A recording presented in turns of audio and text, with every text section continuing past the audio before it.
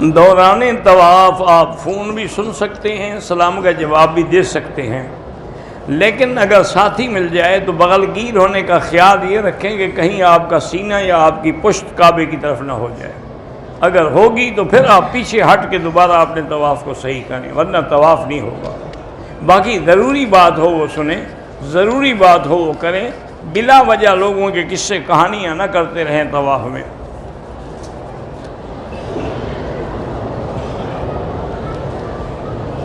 میں ایک گیراج میں کام کرتا ہوں، کپڑوں کو آئل وغیرہ لگ جاتا ہے، کپڑے کالے ہو جائیں کچھ ہو جائیں، پاک ہیں تو نماز ہو جاتی ہے۔ طواف کے دوران قرآن کی تلاوت کر سکتے ہیں، کوئی منع نہیں، لیکن افضل یہ ہے کہ ذکر کریں اللہ کا، سبحان اللہ والحمدللہ لا الہ، چونکہ حضور پاک بھی تو قرآن پڑھ سکتے تھے، لیکن حضور پاک نے قرآن نہیں پڑھا، یہ ذکر کیا تاکہ امت کو آسانی ہو۔ ہر آدمی تو قرآن پڑھا ہوا نہیں ہوتا۔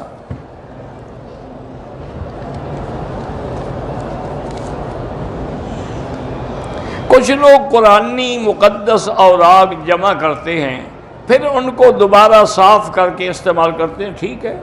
کسی غیر مسلم کو سلام نہ کریں، سلام غیر مسلم کو کرنا منع ہے۔ اگر کوئی ایسی مجبوری ہو تو یوں کہہ سکتے ہیں کہ والسلام علی من اتبع الہدی، سلام اس پہ ہے جس نے ہدایت کی اتباع کی۔ صفا مروہ کے دوران جو لوگ ہاتھ کھڑے کر کے استلام کرتے ہیں وہ ناجائز ہے۔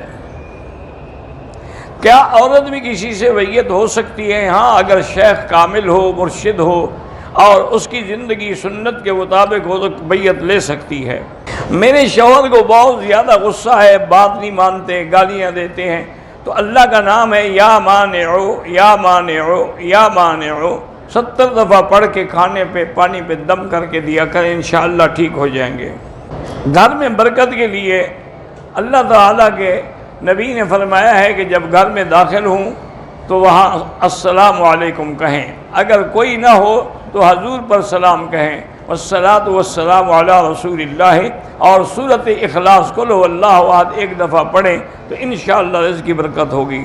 میری بیوی کو پتے میں پتھر ہے، اللہ شفا عطا فرمائے۔ ویسے میں نے پہلے بھی بتایا تھا کہ سسٹون نامی ایک دوائی ہے، وہ لیں تو انشاءاللہ بغیر آپریشن کے پتھری نکل جائے گی۔